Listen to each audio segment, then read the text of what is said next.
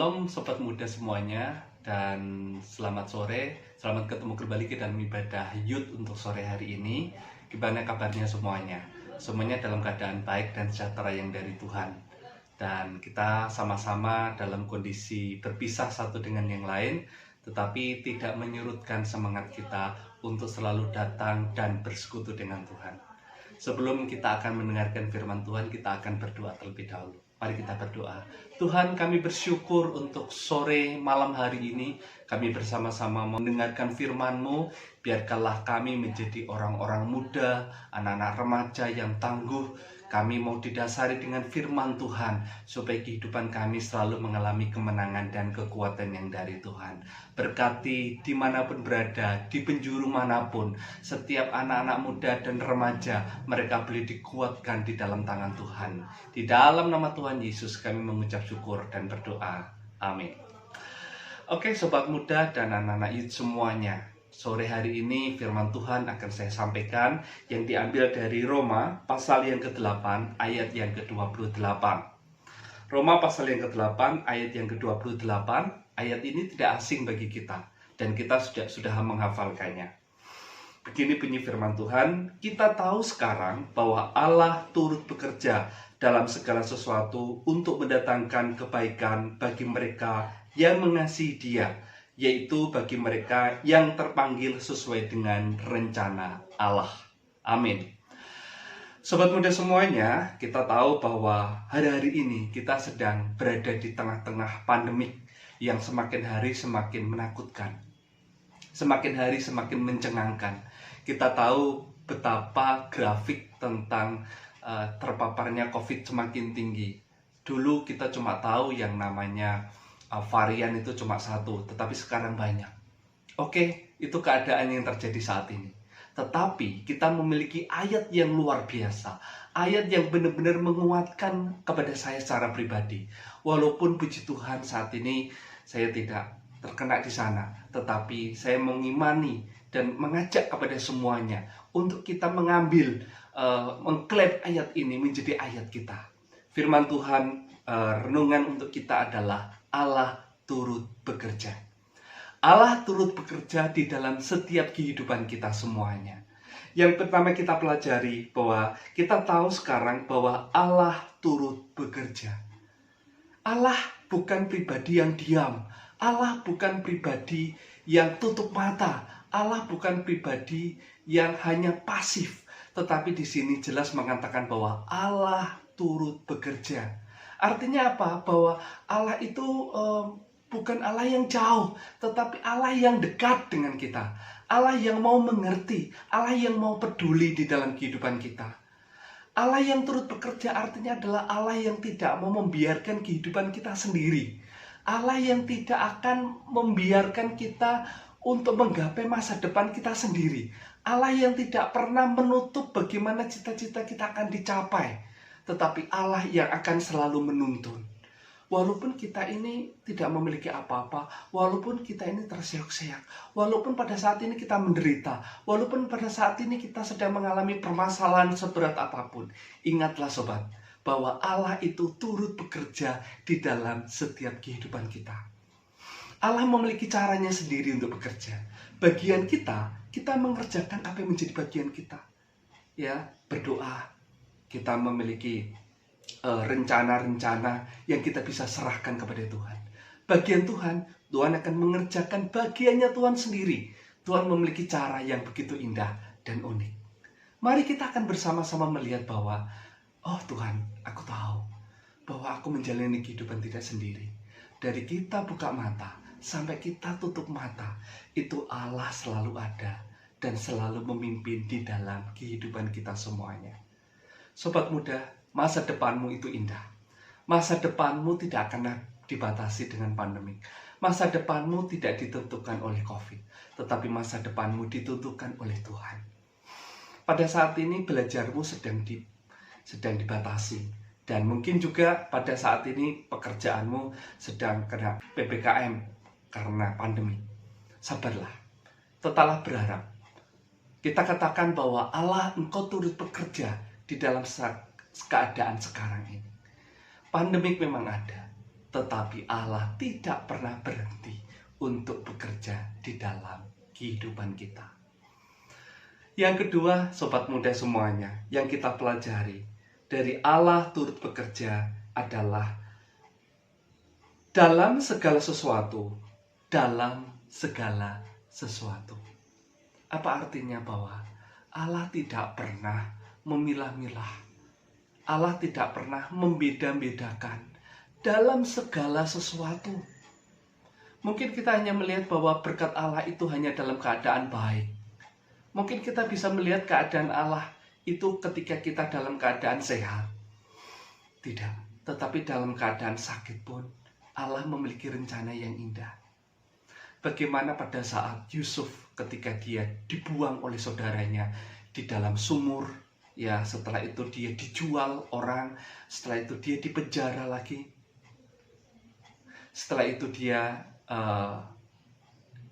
difitnah dan dia dibohongi. Tetapi apa yang terjadi?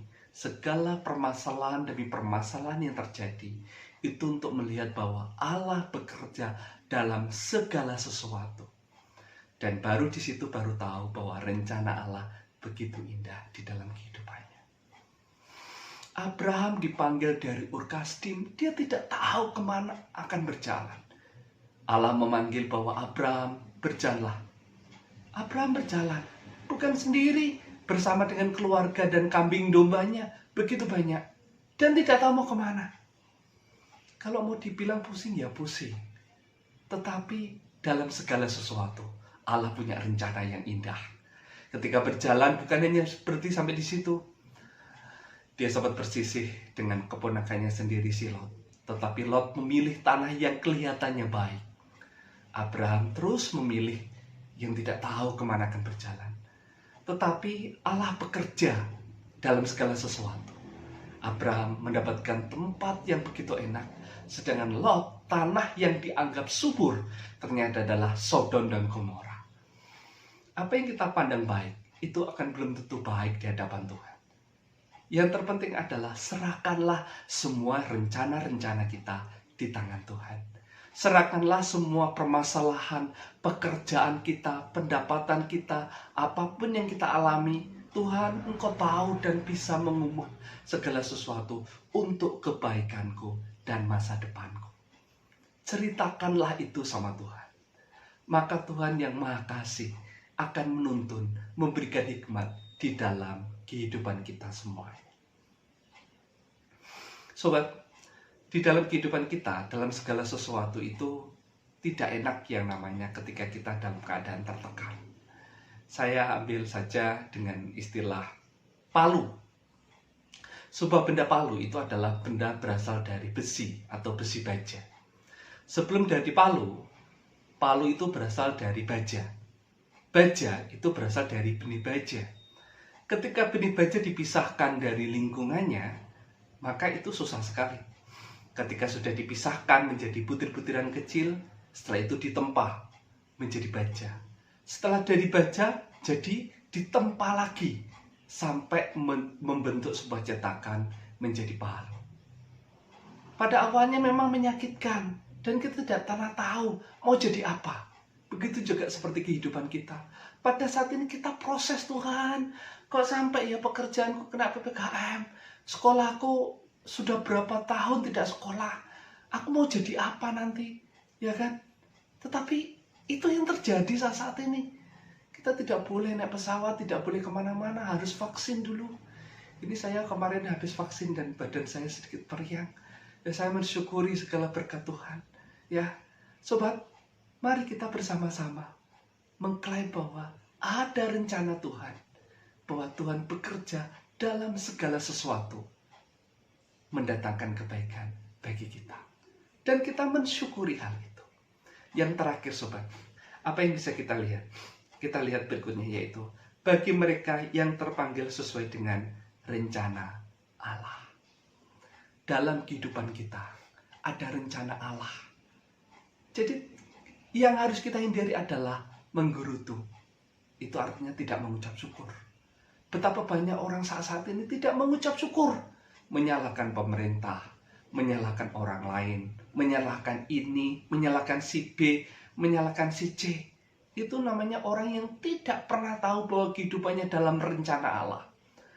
Yang dilihat adalah orang lain. Bukan yang dilihat adalah, oh, hidupku ada dalam rencana Allah. Yakini hidupmu dalam rencananya Allah. Dalam kondisi apapun, Allah punya rencana yang besar. Mungkin ada yang bertanya, kalau Allah punya rencana, mengapa banyak orang meninggal saat-saat ini? Orang-orang baik, pengkhotbah-pengkhotbah baik, mengapa banyak yang meninggal? Sesuai dengan rencana Allah. Mereka sudah selesai waktunya di dalam mengerjakan semuanya di bumi. Dan sekarang mereka sudah mengakhiri dan mendapatkan kehidupan yang baik, layak bersama dengan Bapa di surga. Yang menjadi pertanyaan adalah kita saat ini, bagaimana dengan kehidupan iman kita? Sudahkah kita menjadi pribadi yang sudah memiliki, menerapkan, melakukan rencana Allah di dalam kehidupan kita? Itu yang paling penting, sobat. Ya, apapun, siapapun kau, sobat, tetap percaya kepada Tuhan. Bahwa Tuhan itu memiliki rencana indah buat kehidupanmu. Kak, dosaku besar. Aku sepertinya tidak layak. Tidak ada kata tidak layak di hadapan Tuhan. Tuhan selalu terbuka. Datanglah kepada Tuhan. Tuhan menerimamu dengan sepenuhnya. 3 hal ini yang kita pelajari, sobat, di dalam ibadah Yud. Yang pertama adalah Allah turut bekerja dalam kehidupan kita. Yang kedua adalah Allah turut bekerja mendatangkan kebaikan di dalam kehidupan kita. Segala sesuatu. Dan yang ketiga adalah Allah memiliki rencana untuk kehidupan kita semuanya. Biarkanlah 3 hal ini menjadi kekuatan di tengah-tengah pandemik yang tidak menentu. Tetapi kita memiliki Allah yang pasti menopang dalam kehidupan kita. Mari kita berdoa. Tuhan, sungguh kami bersyukur kami memiliki Allah. Bukan Allah yang jauh, tetapi Allah yang dekat dengan kehidupan kami. Allah yang bekerja, Allah yang menuntun, dan yang memimpin kehidupan kami. Berkati anak-anak pemuda, anak-anak youth, anak-anak remaja, supaya mereka tetap bertumbuh dengan baik di tengah-tengah masa pandemi ini. Pimpinanmu nyata, pimpinanmu selalu diharapkan, dan Engkau selalu hadir dalam kehidupan kami. Terima kasih Tuhan, kami serahkan kehidupan kami dalam pimpinan dan penyertaan yang dari Tuhan. Di dalam nama Tuhan Yesus kami mengucap syukur dan berdoa. Amin. Sekiranya Tuhan memberkati. Shalom.